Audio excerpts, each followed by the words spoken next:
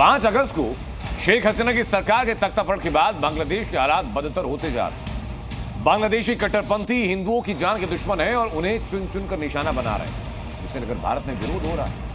सियासती गलियारों से लेकर सड़क तक इस मुद्दे पर हमने बांग्लादेशी सरकार का विरोध करते हुए केंद्र से जरूरी कदम उठाने की अपील की जा रही है।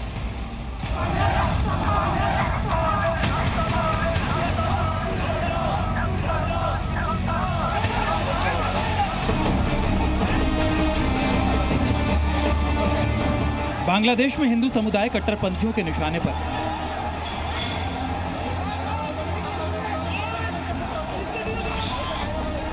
हिंदू समुदाय को चुन चुनकर निशाना बनाया जा रहा है।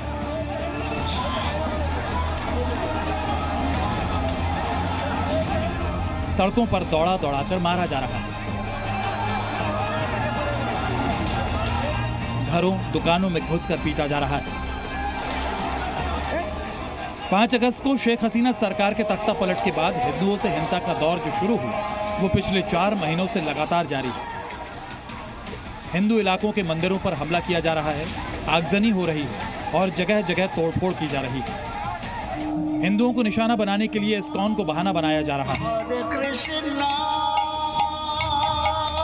इस्कॉन को कट्टरपंथी धार्मिक संगठन कहा जा रहा है।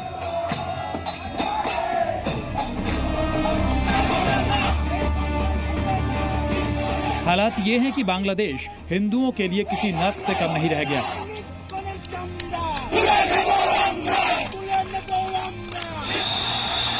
बांग्लादेश में हिंदुओं पर कट्टरपंथियों के हमले बढ़े तो भारत में इसके खिलाफ आवाज बुलंद हो गई। पूरे देश ने एक सुर में इसका जबरदस्त विरोध किया और केंद्र सरकार से जरूरी कदम उठाने की अपील की। सियासत और धर्म समुदाय से ऊपर उठकर बांग्लादेश में हिंदुओं की रक्षा के लिए एकजुटता दिखी।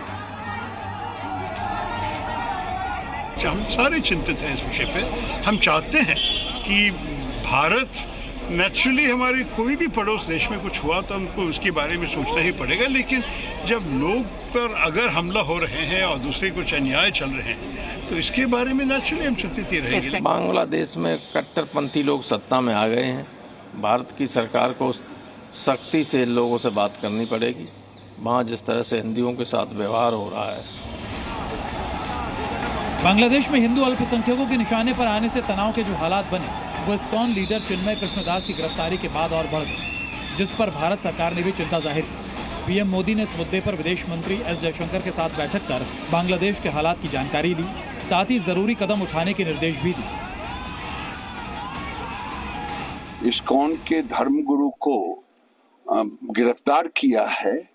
ये केवल गिरफ्तार नहीं किया है, वहाँ जिस ढंग से हिंदुओं के बहुबेटियों की इज्जत ली जा रही है, मंदिरों को तोड़ा जा रहा है, सरेआम लूटपाट की जा रही है, ये मानवता पे प्रहार है।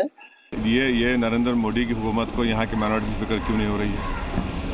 हम तो देश के नागरिक हैं, बाइज्जत शहरी हैं, 25 करोड़ के करीब हैं। आप यहाँ पर देखिए ना, आप बांग्लादेश के प्रधानमंत्री थोड़ी हैं, आप भारत के प्रधानमंत्री हैं, जिसमें अल्पसंख्यक समाज मुसलमान इतनी तादाद में रहता है, जहाँ पर आए दिन उनकी मस्जिद, दरगाह, उनकी जान और माल को नुकसान पहुँचाया जा रहा है, गालियाँ दी जा रही हैं।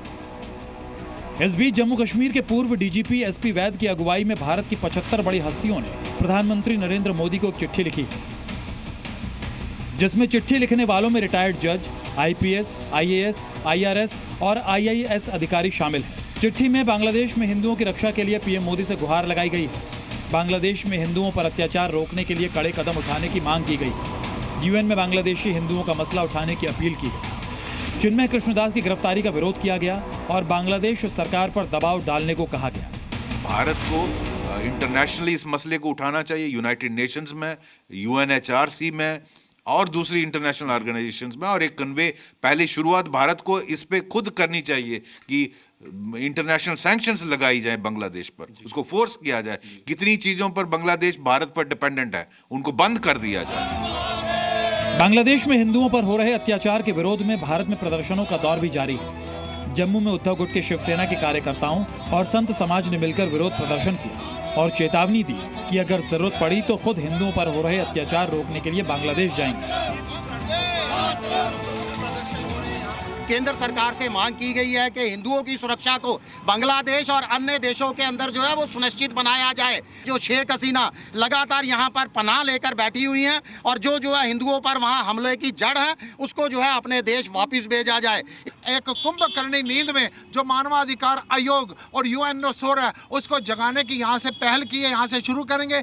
दिल्ली में भी मानवाधिकार आयोग को, यूएनओ के मुख्यालय को वहाँ पर जाकर संपर्क किया जाएगा कि अंतर्राष्ट्रीय समुदाय एकजुट होकर हिंदुओं की सुरक्षा सुरक्षित करे, हिंदुओं की सुरक्षा मुहैया करवाए।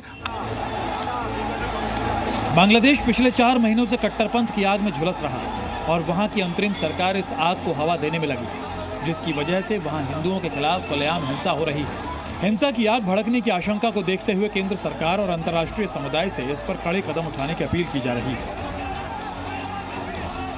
सभी संत समाज जो है और शिवसेना बाला साहब ठाकरे द्वारा यहाँ प्रदर्शन जो है वो किया जा रहा है। मांग है कि सभी हिंदू बांग्लादेश में सुरक्षित रहें और अगर जरूरत पड़ती है तो भारत कड़े कदम उठाए और साथ ही साथ हिंदू समाज यहाँ से मिलकर अगर बांग्लादेश जाना चाहे वो भी जाए ताकि हिंदू पूरी तरह सुरक्षित रहे। वीडियो जर्नलिस्ट मानिक केनी, साथ जोधपुर आज़ी मीडिया, जम्मू।